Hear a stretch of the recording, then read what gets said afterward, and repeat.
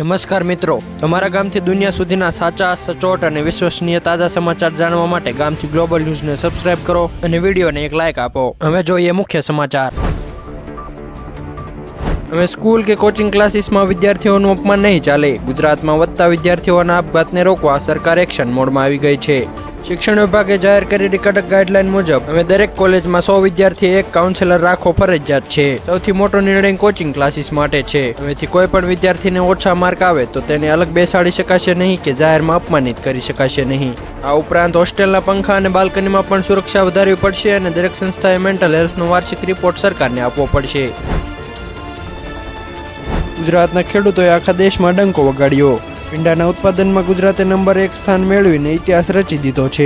સરકારી આંકડા મુજબ વર્ષ 2023-24માં રાજ્યમાં 93,000 હેક્ટરમાં વાવેતર સાથે 11.68 લાખ ટન ભીંડાનું વિક્રમી ઉત્પાદન થયું છે. જેમાં સૌરાષ્ટ્ર અને કચ્છના ખેડૂતોનો સિંહ ફાળો રહ્યો છે. હવે દેશના કુલ શાકભાજી ઉત્પાદનમાં ગુજરાતનો હિસ્સો 7.66% થઈ ગયો છે. સરકારની સબસિડી અને આધુનિક પદ્ધતિઓને કારણે હવે પરંપરાગત ખેતી છોડીને ખેડૂતો બાગાયતી પાકો તરફ વળ્યા છે અને લાખોની કમાણી કરી રહ્યા છે.